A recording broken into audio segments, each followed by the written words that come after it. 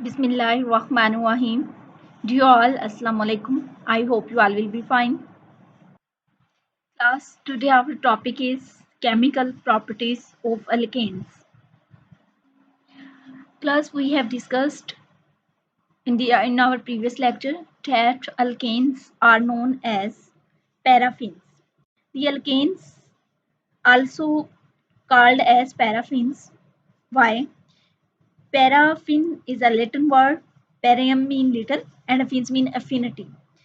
Because under ordinary conditions, alkanes are inert towards acids, alkalis, oxidizing and reducing agents. However, under suitable conditions, alkanes do undergo two types of reactions. As alkanes are less reactive, so for this reason they are known as paraffins. Alkanes are less reactive because these are saturated hydrocarbons. What are the reasons that alkanes are less reactive? Alkanes have strong carbon-carbon bonds and carbon-hydrogen bonds. We know that alkanes belongs to saturated hydrocarbons, and saturated hydrocarbons are hydrocarbons that contain carbon-carbon single bond and carbon-hydrogen bond. As, as we say that carbon-carbon bonds are very strong bonds. All are single bonds which require a lot of energy to break. Actually, the carbon-carbon bond is a very strong bond, so it requires a lot of energy to break. Actually, a carbon-carbon single bond is made up of a sigma bond. The unreactivity of alkanes can also be explained on the basis of inertness of a sigma bond. In a sigma bond, electrons are very tightly held between the nuclei, which make it a very stable bond. A lot of energy is required to break it. Actually, sigma bond is present. So for this reason, sigma bond is very strong bond. So a lot of energy is required to break the sigma bond. Moreover, the electrons present in a sigma bond can neither attack on any electrophile nor a nucleophile can attack on them. Both these facts make alkanes less reactive. As we say that due to the inertness of a sigma bonds, alkanes are very less reactive. Alkanes do not react with chemicals such as oxidizing agents, reducing agents, acids, and alkalis because there is requirement of a lot of energy to break. So there is a hard to chemical reaction of alkanes with these reagents as compared to the other hydrocarbons. We are discussing about the chemical properties of alkanes. Actually, alkanes are generally unreactive. Uh, One reason we have studied that single bond is a sigma bond, and due to the inertness of sigma bond, alkanes cannot react because a lot of energy is required. And the second reason is that single carbon hydrogen covalent bond. Actually, single carbon hydrogen bond may be uh, explained the reason for unreactiveness or less reactiveness of the alkanes, as unreactivity of alkanes under normal condition may be explained on the basis of the non-polarity of the bond forming them. The electron activity values of the carbon is 2.5 and hydrogen is 2.1, do not differ applicable, and the bonding electrons between carbon and hydrogen are equally shared, making them almost non-polar. In view of this, the ionic reagents such as acids, alkalis, and oxidizing agents find no reaction site in the alkane molecules to which they could be attached. So, due to the there is two major reasons. First reason is inertness of a sigma bond, and the second reason is the non-polarity of carbon-hydrogen bond or carbon-carbon bond. So, for this reason, alkane is less reactive or generally unreactive. We discussed that alkanes are less reactive or paraffins, but however, under suitable conditions, alkanes do undergo two type of reactions: substitution reactions and thermal और catalytic reactions. Two types of reactions जो है वो generally जो है वो हमें alkanes देते हैं. अगर हम अल्केन की बात करें केमिकल प्रॉपर्टीज की, तो alkanes give two type of reaction. Alkanes give combustion reaction and alkanes give substitution reactions. And if we talk about the combustion reaction, there are two types of combustion reactions: complete combustion and incomplete combustions. What is complete combustion and incomplete, and what is the difference between complete and incomplete combustion? Actually, complete combustion is a type of combustion which takes place in sufficient amount of oxygen. And when there is an enough amount of oxygen, then the product formed is carbon dioxide and water.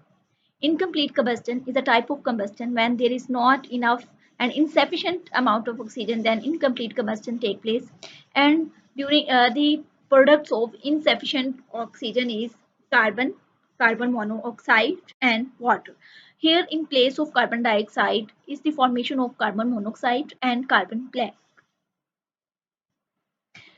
Now we will see next the substitution reaction. A substitution reaction is one in which an atom or a group of atoms replace other atoms in a molecule. Substitution mean होता है replace करना. यहाँ पर substitution reaction से मुराद ये है कि जब हाइड्रोजन एटम्स को दूसरे एटम्स रिप्लेस कर देना मॉलिक्यूल में, तो हम उसको कहते हैं substitution reaction. It is usually a slow reaction that is difficult to control, and a mixture of product is usually obtained. Substitution reactions we can also define in it as in the following way: the reaction in which an atom or a group of atoms in a molecule is replaced by some other atom or a group of atom. जब कुछ एक atoms या group of atom को दूसरे atom के साथ एक molecule में रिप्लेस कर दिया जाता है, तो हम उसको कहते हैं सब्सटीट्यूशन रिएक्शन. सब्सटीट्यूट कर दे यानी उसकी जगह खुद आ जाए, रिप्लेस कर दे. रिप्लेसमेंट को हम सब्सटीट्यूशन रिएक्शन भी कहते हैं.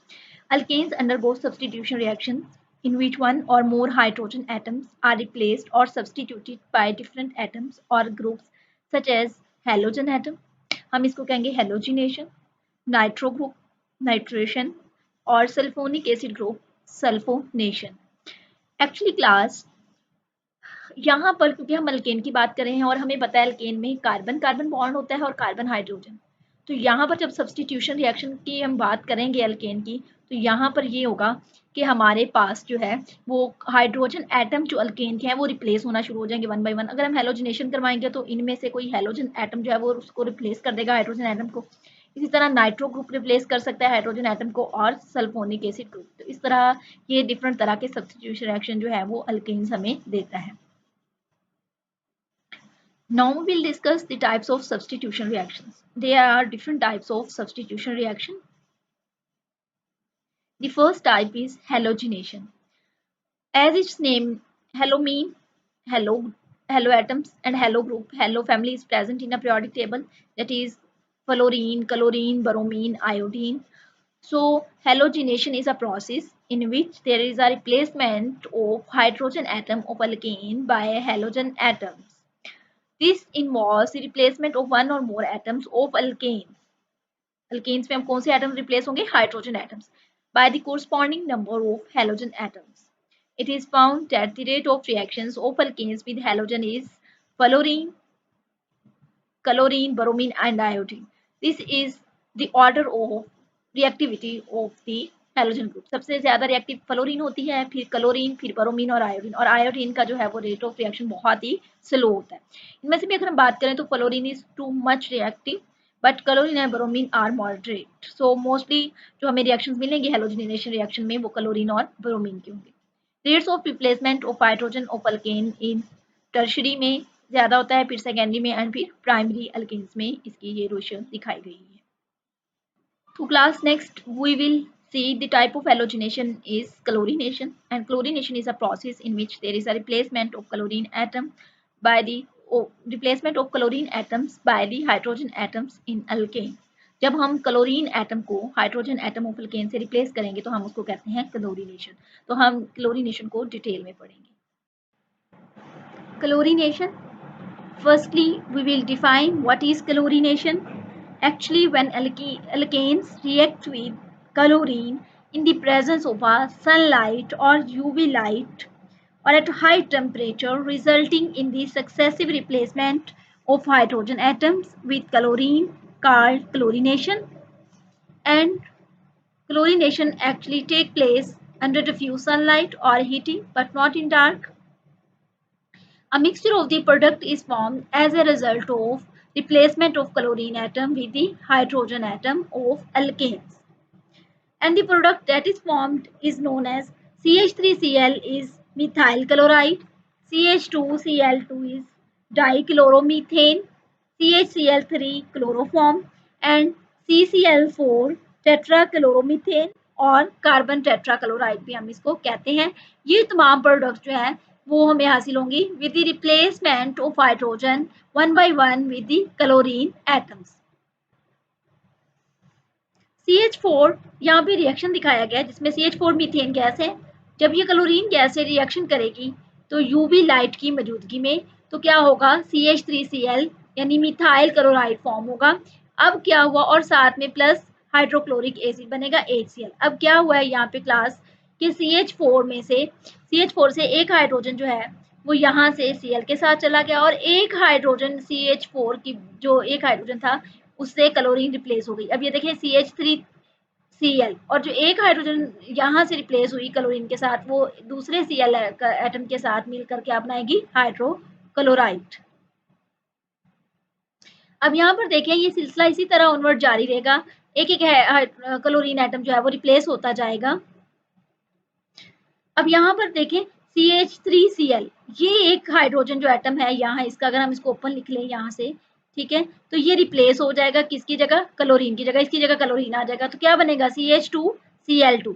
अब ये जो एक हाइड्रोजन है ये और यहाँ से ये जो Cl है इसका एक Cl यानी ये आपस में मिलकर क्या बनाएंगे HCl, ठीक है। इसी तरह ऑनवर्ड ये जो सिलसिला है वो कंटिन्यू रहेगा। अब हम देखेंगे नेक्स्ट, अब ये हमारे पास जो है वो डाइक्लोरोमीथेन जो है वो बन गया है। अब नेक्स्ट जो है इसी तरह CH2Cl2 plus Cl2 next chlorine molecule के साथ रिएक्ट करेगा यूवी लाइट की मौजूदगी में। अब देखिए यहाँ से एक और हाइड्रोजन रिप्लेस कर दें, यहाँ पे कितने 2 हैं तो कितने रह जाएंगे 1CHCl3, यहाँ पे 2 क्लोरीन है तो एक और जब इस हाइड्रोजन की जगह पे आएगा तो Cl3 क्लोरोफॉर्म और जो एक क्लोरीन यहाँ से हाइड्रोजन जाएगा वो इस एक Cl के साथ मिलकर क्या बनाएगा HCl, ठीक है। इसी तरह ऑनवर्ड नेक्स्ट जो है CHCl3 प्लस Cl2, अब यहाँ से एक और हाइड्रोजन फिर रिप्लेस होगा। अब ये एक हाइड्रोजन एक ही है, अब जब एक चला जाएगा इसकी जगह क्लोरीन आएगा तो ये Cl3 पहले 3 है, एक मजीद ऐड करेंगे तो कितने हो जाएंगे 4, हाइड्रोजन यहाँ से रिप्लेस हो जाएगी तो क्या बन जाएगा CCl4 कार्बन टेट्राक्लोराइड। और दूसरी जो यहाँ से जो हाइड्रोजन रिप्लेस हुई है ये एक हाइड्रोजन इस एक ये जो क्लोरीन का मॉलिक्यूल है एक इसके एटम से मिले के क्या बनाएगी hydrogen chloride. If methane is in excess, methyl chloride is a major product. If chlorine is in excess, carbon tetrachloride is a major product. अगर हमारे पास मीथेन एक्सेस में होगी तो हमारे पास मिथाइल क्लोराइड बनेगा, अगर हमारे पास क्लोरीन एक्सेस में होगी तो हमारे पास कार्बन टेट्राक्लोराइड बनेगा। देखिए अगर क्लोरीन हमारे पास एक्सेस होगी तो वो मजीद स्टेप बाय स्टेप रिएक्ट करती जाएगी, हाइड्रोजन रिप्लेस होते जाएंगे और मजीद जो है क्लोरीनेशन की प्रोडक्ट्स जो है वो बनती जाएंगी और हमारे पास एट द एंड जो प्रोडक्ट है वो कार्बन टेट्राक्लोराइड आएगी। अगर हमारे पास क्लोरीन की कम मिकदार है, एक्सेस में नहीं है, तो फिर बस यहाँ तक ये रिएक्शन होगा, फिर आगे जो है वो स्टॉप डाउन हो जाएगा। अब हम चलते हैं रिएक्शन मैकेनिज्म की तरफ। हम देखते हैं कि हम सब्स्टिट्यूशन रिएक्शन पढ़ रहे हैं, फ्री रेडिकल सब्स्टिट्यूशन रिएक्शन, तो इसका मैकेनिज्म क्या है। अगर हम मैकेनिज्म ऑफ रिएक्शंस की बात करते हैं तो हमारे पास जो first step of free radical reaction है इसमें आ जाता है chain initiation step. In chain initiation step, homolytic fission of chlorine molecules by heat or light into two chlorine radicals. Homo mean होता है सेम, लाइटिक मीन होता है टूटना, fission यानी क्लोरीन का जो मॉलिक्यूल है वो इक्वली जो है वो ब्रेक डाउन हो जाएगा, उसकी ब्रेक डाउन। अब ये देखें ये हमारे पास क्लोरीन का एक मॉलिक्यूल है,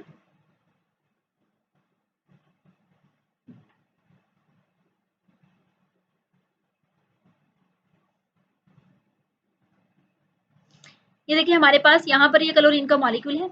अब ये होमोलिटिक क्लेवेज होगी यानी यहाँ से ये फिशन का मतलब होता है ब्रेक डाउन होना टू इक्वल पार्ट्स में, ठीक है, फिशन। अब ये यहाँ से ब्रेक डाउन हो रहा है, अब ये इक्वली होमोलिटिकली होगा, मतलब ये आपको पता है एक बॉन्ड में 2 इलेक्ट्रॉन्स होते हैं। अब जब ये ब्रेक डाउन होगा तो एक इसका जो इलेक्ट्रॉन है वो इसकी तरफ आ जाएगा और इसका जो इलेक्ट्रॉन है वो इस क्लोरीन एटम के पास आ जाएगा।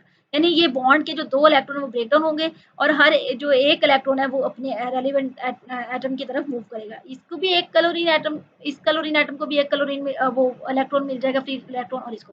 अब देखिए जब हमारे पास और नंबर ऑफ इलेक्ट्रॉन्स होते हैं हम उसको क्या कहते हैं, फ्री रेडिकल। तो हमने देखें अब ये दो चीजों की मौजूदगी में जो है वो हो सकती है, या फिर हो सकती है हम इसको हीट करें या फिर हम इसको लाइट दें। तो फिर इन दोनों में से कोई एक यहाँ पर हमें सोर्स देना होगा जिसकी वजह से homolytic fission of chlorine molecules take place होगी। ये स्टेप 1 है। अब देखिए यहाँ पर हमारे पास फ्री रेडिकल जो है, क्लोराइड फ्री रेडिकल जो है जनरेट हो चुका है। ये बहुत ही रिएक्टिव होता है। नेक्स्ट ये जो है ये रिएक्ट करेगा अल्केन्स के साथ, मीथेन के साथ, और वहां से नेक्स्ट ये रिएक्शन को स्टार्ट कर दिया। अब हम स्टेप 2 की तरफ आते हैं और स्टेप 2 का नेम है चेन प्रोपेगेशन। प्रोपेगेट का मतलब होता है फैलना, आगे बढ़ना। अब यहाँ पर ये जो है वो रिप्लेसमेंट का सिलसिला जो है वो शुरू हो जाएगा। अब यहाँ पर अक्सर में ये जो free radical, chloride free radical है, ये अब क्योंकि बहुत ही हाईली रिएक्टिव है, तो अब ये क्या होगा कि यहाँ से ये जो हमारे पास मीथेन था इसकी भी ये क्लीवेज होगी। ये इसका एक जो ये बॉन्ड जो है वो क्लीव हो जाएगा, होमोलिटिकली क्लीव होगा। अब इसका एक इलेक्ट्रॉन जो है इस बॉन्ड का वो हाइड्रोजन एटम की तरफ शिफ्ट होगा और एक मिथाइल रेडिकल बनेगा। अब ये जो हाइड्रोजन की तरफ शिफ्ट होगा ये, और ये जो क्लोराइड का फ्री रेडिकल है ये आपस में मिलकर बॉन्ड बनाएंगे। ठीक, हम ये इन एरोस को बेटा हम फिश हुक एरो कहते हैं। ये हाफ एरो की तरह होते हैं, इनका हाफ होता है। ठीक है, फिश हुक एरो, इससे हम रिप्रेजेंट कर रहे होते हैं फ्री रेडिकल रिएक्शंस को। ठीक है, जो फ्री रेडिकल रिएक्शंस होते हैं उनको। अब ये दोनों आपस में मिलकर देखिए बॉन्ड बना रहे हैं। एक इसका इलेक्ट्रॉन आएगा हाइड्रोजन का और एक ये जो क्लोराइड का है। ठीक है, अब ये दोनों मिलकर क्या बनाएंगे, HCl। और अब ये क्योंकि इसके ऊपर एक इलेक्ट्रॉन था इसका, तो वो ओड नंबर है, तो ये क्या बन जाएगा, मिथाइल रेडिकल। ठीक हो गया, मिथाइल रेडिकल बन गया। अब नेक्स्ट स्टेप में क्या होगा, अब नेक्स्ट स्टेप में ये मिथाइल क्लोराइड हमारे पास है। अब क्लोरीन का मॉलिक्यूल आएगा, वो इस पर अटैक करेगा। अब देखिए ये वाला जो क्लोरीन का मॉलिक्यूल है, अब इसकी होमोलिटिक क्लीवेज होगी। अब ये बॉन्ड जो है वो होमोलिटिकली क्लीवेज हो जाएगा, मतलब ब्रेकडाउन हो जाएगा। इसका एक इलेक्ट्रॉन यहाँ आ जाएगा, एक इलेक्ट्रॉन इस तरफ आ जाएगा। अब ये क्लोरीन का जो इलेक्ट्रॉन यहाँ आया इसने, और ये मिथाइल रेडिकल का जो एक इलेक्ट्रॉन है, ये दोनों मिलकर आपस में क्या बनाएंगे, बॉन्ड। देखें CH3Cl, यानी इसका अपना एक इलेक्ट्रॉन और एक इसका, ये दोनों मिलकर क्या बना रहे हैं, एक अपना बॉन्ड बना रहे हैं। अब ये बन गया CH3Cl क्लोरोमीथेन। ठीक है, और अब यहाँ पर हमारे पास क्या जनरेट हो गया, क्लोराइड फ्री रेडिकल। ठीक हो गया। अब नेक्स्ट स्टेप की तरफ हम मूव करते हैं। स्टेप 2 एंड 3 रिपीट हंड्रेड्स और thousands of time due to the formation of the reactive intermediate in each steps. ये इस तरह से जो है वो प्रोसीड होता जाएगा और ऑनवर्ड रिएक्शन जो है वो चलता जाएगा। अब फर्दर सब्सटीट्यूशन कैसे होगी, अब देखिए हमारे पास अगर हम पिछले रिएक्शन की बात करें, पीछे देखिए हमारे पास क्या था, ये देखिए हमारे पास पीछे जो था वो हमारे पास क्लोराइड फ्री रेडिकल था। ठीक है, अब हम नेक्स्ट स्टेप में देखेंगे इसको कि इसी से नेक्स्ट ऑनवर्ड जो है वो रिएक्शन स्टार्ट हो रहा है। अब ये देखिए क्लोराइड फ्री रेडिकल था, अब ये अटैक जाके करेगा जो हमारे पास पहले बन चुका था, मिथाइल क्लोराइड। अब ये इस पे अटैक, यहाँ ये इधर से, और इसकी होमोलिटिक क्लीवेज हो जाएगी इसकी, ये यहाँ से इसका एक इलेक्ट्रॉन यहाँ, ये यहाँ। तो अब हमारे पास ये फ्री रेडिकल बन गया और ये हाइड्रोजन क्लोराइड बन गया। ठीक है, अब जब ये हमारे पास क्लोराइड बन गया तो हमारे पास एक क्लोरीन का मॉलिक्यूल आएगा यहाँ पर अटैक करने की। अब ये भी होमोलिटिकली इसकी क्लीवेज होगी, ये इलेक्ट्रॉन एक इसका इधर, एक इसका इस तरफ। अब ये और ये वाला, ये दोनों मिलकर क्या बनाएंगे, यहाँ पर क्या बनेगी, बॉन्डिंग। ठीक है, तो ये देखें ये क्या बन जाएगा, CH2Cl2 और plus free chloride free radical बन जाएगा साथ में, डाई क्लोरोमीथेन। अब देखिए ये क्लोराइड फ्री रेडिकल, अब ये जाके क्या करेगा, यहाँ अटैक करेगा और हाइड्रोजन को यहाँ से निकाल लेगा। ठीक है, अब ये देखिए ये हमारे पास फ्री क्लोराइड है। अब ये हाइड्रोजन यहाँ से इसको यहाँ से रिप्लेस करवा लेगा, डिस्प्लेस करवाएगा। ठीक है, अब ये यहाँ पर रह जाएगा और ये होमोलिटिकली क्लीवेज होगी इसकी, यानी हाइड्रोजन एटम जब रिप्लेस होता है तो वो होमोलिटिकली क्लीव होता है, और यहाँ से ये अपना इलेक्ट्रॉन लेके जाएगा, और ये क्लोरीन का जो फ्री रेडिकल इसके पास अपना इलेक्ट्रॉन है, ये दोनों मिलकर बॉन्ड बनाएंगे और यहाँ पर फ्री रेडिकल जो है वो जनरेट, तो यहाँ से HCl बन जाएगा और हमारे पास ये फ्री रेडिकल बन गया। अब नेक्स्ट स्टेप में क्या होगा, लेकिन ये क्लोराइड फ्री रेडिकल जो है उसमें से इसमें से हाइड्रोजन निकाल ली, तो ये HCl और ये फ्री कलर मतलब ये हमारे पास क्लोराइड बन जाएगा, फ्री रेडिकल बन जाएगा, ठीक है। फ्री रेडिकल इसको बोलते हैं, जिसके ऊपर ये हमारे पास और नंबर में इलेक्ट्रॉन्स होते हैं। इसी तरह ये सिलसिला चलता रहेगा बेटा, और इसी तरह ये जो तमाम एटम्स है उसकी सब्सटीट्यूशन होती रहेगी। अब देखिए CCl3 है, अब जब नेक्स्ट इसका जो मैकेनिज्म होगा वो क्या होगा कि इस रिएक्शन पर, यानी ये जो स्टेप है, इसी में क्या होगा कि हमारे पास आएगा Cl का मॉलिक्यूल भी इस पे अटैक करेगा, ठीक है, और यहाँ पर अटैक करके जो है वो CCl4 बना देगा, और हमारे पास फ्री जो रेडिकल रहेगा फ्री क्लोराइड। अच्छा क्लास, इसका लास्ट स्टेप जो है ना वो हम ड्रा कर रहे हैं। देखिए ये हमारे पास CCl3 बन गया फ्री रेडिकल। अब क्लोरीन का मॉलिक्यूल आके अटैक करेगा। अब ये देखिए ये इसका इधर इसके पास चला जाएगा, फिशू का एरो बनानी है हमने, ये इसके पास। अब ये देखें ये एक क्लोरीन जो है वो इसके साथ मिलकर जो है वो क्या बनाएगा, एक बॉन्ड बन जाएगा। अब इनका क्या बॉन्ड बनेगा, CCl4 हो जाएगा। हम कंडेंस फॉर्म में ही इसको राइट कर लेते हैं, वरना एक इस तरफ Cl और यहाँ पर एक जो है वो हम Cl लगा देंगे तो क्या बनेगा, CCl4 बन जाएगा, ठीक हो गया। अब ये जो हमारे पास क्लोरीन रह जाएगा ये क्लोराइड का फ्री रेडिकल बन जाएगा एट लास्ट, ठीक हो गया। और अब ये जो हमारे पास बना वो क्या बना, कार्बन टेट्रा क्लोराइड। इस तरह से हमारे पास कार्बन टेट्रा क्लोराइड बन जाएगा, और एट द एंड हमारे पास क्या बचा, क्लोराइड का फ्री रेडिकल, ठीक है। इस तरह से ये जो हमारे पास क्लोराइड का फ्री रेडिकल बना है। अब नेक्स्ट हमारे पास एक स्टेप आएगा जिसको हम कहते हैं चेन टर्मिनेशन स्टेप, ठीक है। अब two free radicals combine to form a neutral molecule, the chain reaction is terminated. Terminate का मतलब होता है खत्म होना, इख्तिताम पजीर, लास्ट, टर्मिनेट, एंड पॉइंट्स, ठीक है। तो अब ये जो है वो फ्री रेडिकल का लास्ट स्टेप होता है। इसमें जो दो फ्री रेडिकल्स होते हैं वो कंबाइन होते हैं और दोनों मिलकर क्या बनाएंगे, न्यूट्रल मॉलिक्यूल। देखिए फ्री रेडिकल में होते हैं ओड नंबर ऑफ इलेक्ट्रॉन, एक फ्री रेडिकल का एक इलेक्ट्रॉन, दूसरे फ्री रेडिकल का एक इलेक्ट्रॉन, दोनों कंबाइन करेंगे और दोनों आपस में रिएक्शन करके न्यूट्रल मॉलिक्यूल बना लेंगे, ठीक हो गया। अच्छा, write down the reaction mechanism involve in the chlorination of ethane in the presence of diffuse sunlight. और इसकी आपने मुझे असाइनमेंट बनानी है, और असाइनमेंट बनाकर आपने मुझे सेंड करनी है, ठीक है। तो बेटा ये तो था हमारा आज का टॉपिक जिसको हमने हेलोजिनेशन किया और इसमें हमने क्लोरीनेशन को चूज किया।